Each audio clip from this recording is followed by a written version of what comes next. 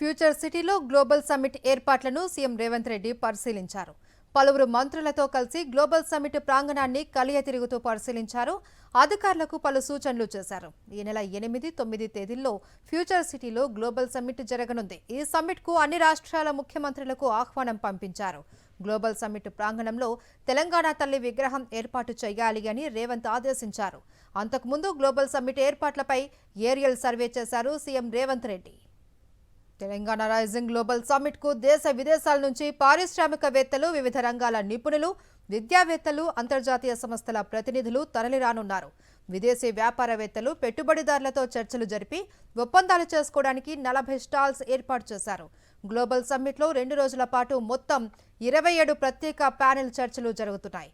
ఇక energy, green mobility, IT, సెమీకండక్టర్లు, health, education, tourism, వ్యవసాయం, పరిశ్రమలు, మహిళా వ్యాపారవేత్తల ప్రోత్సాహం, గిగ్ ఎకానమీ, సామాజిక సంక్షేమం, స్టార్టప్లు వంటి విభిన్న రంగాలపై చర్చలు జరగనున్నాయి. ఇదే అంశానికి సంబంధించి మరింత సమాచారం గ్లోబల్ సమ్మిట్ ప్రాంగణం నుంచి మా ప్రతినిధి శేఖర్ అందిస్తారు. గ్లోబల్ సమ్మిట్లో ప్రస్తుతం మనం నిల్చున్నటువంటి ప్లేస్ ప్రధానమైనటువంటి మెయిన్ హాల్. ఈ మెయిన్ హాల్లో రేపు గ్లోబల్ సమ్మిట్ ప్రారంభమైన తర్వాత ఇక్కడే సంబంధించినటువంటి ముఖ్యమైనటువంటి కార్యక్రమాలన్నీ ఇక్కడ జరగబోతూ ఉన్నాయి. అయితే దీని పక్కన రైట్ సైడ్లో ఎగ్జిబిషన్కి సంబంధించినటువంటి హాల్ ఉంది. అందులో దాదాపు 40కి పైచిలకు స్టాల్స్ ఉన్నాయి.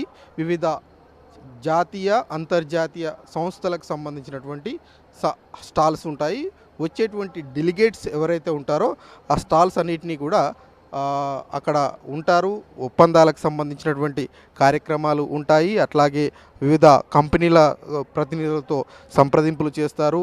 అక్కడ ఉన్నటువంటి చర్చలు కూడా ఆ స్టాల్స్లో జరుపుతారు.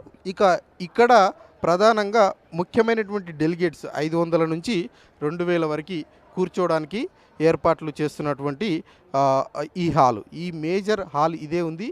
ఇక్కడ నుంచే ముఖ్యమైనటువంటి స్పీచెస్ అన్నీ కూడా ఉంటాయి.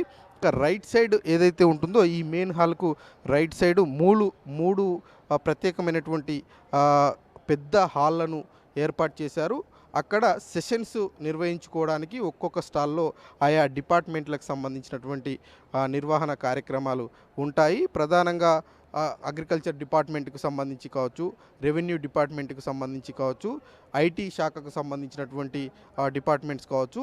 ఆ స్టాళ్లలో సెషన్స్ 1 అవర్ బేస్డ్గా ఆ స్టాళ్లలో ఏర్పాటు చేశారు. వచ్చేటువంటి డెలిగేట్స్ వివిధ దేశాల నుంచి కావచ్చు, మన దేశం నుంచి వచ్చేటువంటి ప్రతినిధులు ఎవరైతే ఉన్నారో ఎవరికి నచ్చినటువంటి ఆ హాల్లో వాళ్ళకు సంబంధించినటువంటి డిపార్ట్మెంట్లలో అక్కడికి వెళ్ళి వాటిని సందర్శించి అక్కడ ఏర్పాట్లన్నింటినీ కూడా పాల్గొంటారు, చర్చల్లో పాల్గొంటారు. అదేవిధంగా అక్కడ సెషన్స్ ఎవరైతే ఇస్తున్నటువంటి డెలిగేట్స్ ఉన్నారో వాటికి సంబంధించినటువంటి ప్రాముఖ్యతను కావచ్చు, మనం విజనరీకి సంబంధించినటువంటి ఏదైతే అంశాలు ఉన్నాయో వాటన్నిటిని కూడా క్లుప్తంగా వింటారు, అర్థం చేసుకుంటారు. దాని తర్వాత వాళ్ళకు నచ్చినట్లయితే ఈ దేశానికి సంబంధించినటువంటి ముఖ్యమైనటువంటి సంస్థలతో కావచ్చు, అట్లాగే మన రాష్ట్ర ప్రభుత్వానికి సంబంధించినటువంటి దాంతో ఒప్పందాలు జరుపుకోవడానికి కూడా అవకాశం ఉంటుంది అన్నట్లుగా అధికారులు ఏర్పాటు చేశారు.